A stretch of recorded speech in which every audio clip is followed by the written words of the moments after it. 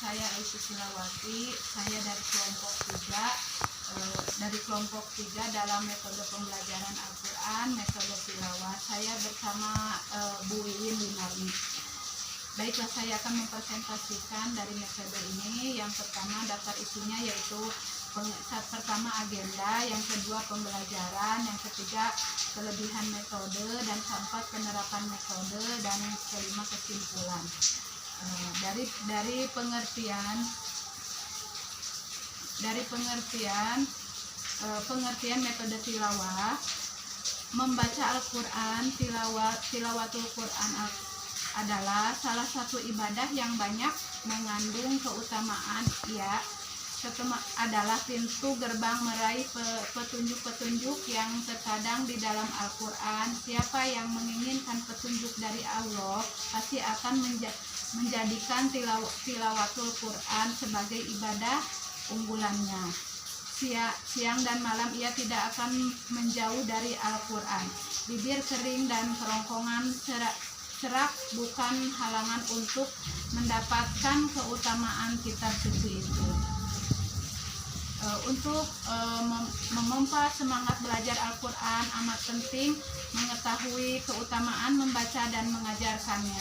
Di antara keutamaan tersebut adalah sesuai dengan isi kandungan hadis-hadis berikut ini. Hadis dari Utsman bin Affan radhiyallahu anha, Rasulullah shallallahu alaihi wasallam bersabda, anna Rasulullah shallallahu alaihi wasallam khairukum ma ta'allama al-Quran wa 'allamah. Artinya, dari Rasulullah Shallallahu alaihi wasallam bersabda, sebaik-baik kalian adalah yang mempelajari Al-Quran dan mengajarkannya. Dari Bukhari dan Muslim. 3 kunci dalam membaca Al-Quran yaitu mengenalkan huruf, mengenalkan tanda baca, dan mengenalkan tajwid. Kelebihan Metode tilawati adalah suatu metode mengajar membaca Al-Quran sesuai dengan kaidah dan aturannya. Mereka para ahli atau praktisi pengajar Al-Quran melakukan penelitian dari berbagai metode yang ada, khususnya dari Indonesia, dan akhirnya lahir metode tilawati ini. Tilawati adalah salah satu dari sekian banyak metode mengajarkan Al-Quran di dunia Islam. Penekanannya adalah dengan metode ini semua murid mendapatkan waktu yang sama dalam kegiatan belajar mengajar atau KBM-nya.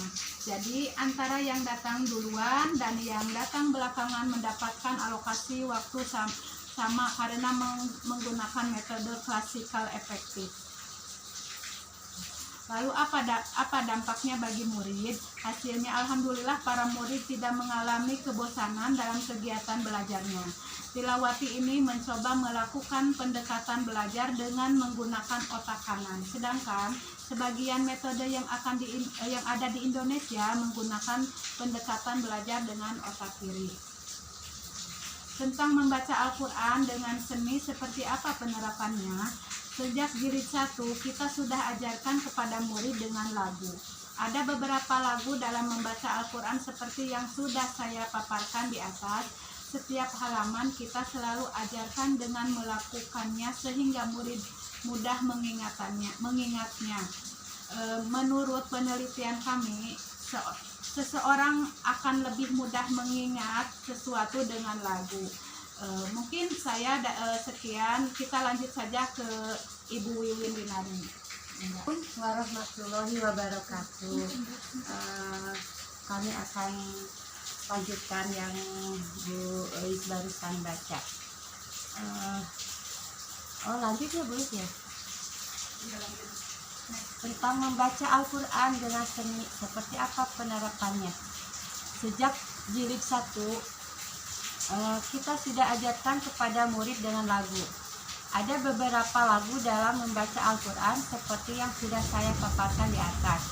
Setiap halaman kita selalu ajarkan dengan melakukannya sehingga murid mudah mengingatnya. Menurut penelitian kami, seseorang akan lebih mudah mengingat sesuatu dengan lagu. Berapa lama murid dapat lancar dan pasti membaca Al-Quran dengan metode tilawati ini? Bervariasi, bergantung kepada muridnya. Rata-rata Jika murid usia SD atau MI sampai SMA belajar setiap hari dengan alokasi 45 menit, mereka akan merampungkan dalam waktu 6 bulan. Namun jika muridnya dewasa dan sudah pernah belajar Al-Quran sebelumnya, mereka mungkin akan lebih singkat menguasainya. Intinya, cepat atau lambatnya murid dalam menguasai suatu ilmu bergantung kepada dia sendiri, gurunya dalam mengajar, fasilitas dan perlengkapan yang mendukungnya, termasuk metode yang dipakai, dan dukungan dari lingkungan sekitar. Penerapan metode. Adapun teknik yang digunakan dalam pembelajaran Al-Quran adalah sebagai berikut. 1. Klasikal adalah proses belajar mengajar yang dilakukan dengan cara bersama-sama atau berkelompok dengan menggunakan alat peraga. Dalam teknik ini biasanya diberi waktu 15 menit. Manfaat klasikal peraga adalah agar santri terbiasa dengan bacaan yang dibaca sehingga santri mudah untuk melancarkan bacaannya.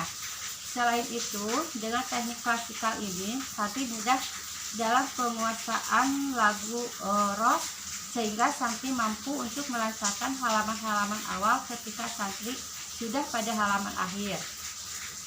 Dalam penerapkan klasikal peraga di atas ada beberapa hal yang perlu diperhatikan, yaitu 1. Alokasi waktu klasikal 15 menit tidak boleh dikurangi. 2. Pada saat klasikal teknik 2 dan 3, guru harus ikut membaca karena sebagai komando agar santri ikut membaca. 3. Tidak diperkenankan menunjuk salah satu santri untuk memimpin klasikal atau menunjuk santri untuk membaca. 4.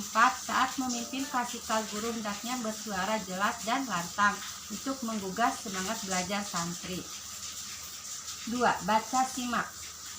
2. Baca simak adalah proses belajar mengajar yang dilakukan dengan cara membaca bergiliran, yang satu membaca dan yang lain menyimak dengan durasi waktu 30 menit.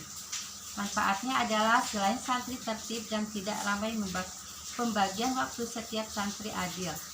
Baca simak juga melatih santri untuk bersikap toleransi terhadap temannya yang membaca, sehingga santri yang tidak membaca itu bisa menyimak dan mendengarkan yang sama dengan membaca dalam hati. Dalam menerapkan baca simak di atas ada beberapa hal yang perlu diperhatikan, yaitu guru menjelaskan pokok bahasan pada halaman yang akan dibaca. 2. Baca simak diawali dengan membaca secara klasikal pada halaman yang akan diajarkan pada pertemuan tersebut. Sedangkan teknik yang digunakan disamakan dengan teknik klasikal peraga pada saat itu. 3. Santri membaca tiap baris bergiliran sampai masing-masing santri membaca satu halaman penuh dan bukunya. 3. Evaluasi harian atau kenaikan halaman. 3. Evaluasi adalah penilaian yang dilakukan setiap hari oleh guru untuk menentukan kenaikan halaman buku tilawati secara bersama dalam satu kelas. Dalam menerapkan evaluasi di atas ada beberapa hal yang perlu diperhatikan, yaitu 1. Halaman diulang apabila santri yang lancar kurang dari 70%. 2. Halaman dilanjutkan apabila santri yang lancar minimal 70%. Kesimpulan, faktor yang mempengaruhi keterampilan membaca Al-Quran pada peserta didik selain dari dalam diri sebagaimana ungkapan adalah bagaimana sikap guru atau pengajar dalam menyampaikan materi Al-Quran.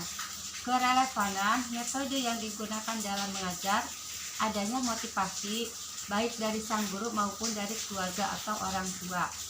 Pada dasarnya dalam belajar membaca Al-Quran, hal yang paling utama bagaimana peserta didik itu tidak merasa tertekan atau dalam arti tidak dipersulit dan anak tidak merasa kesulitan.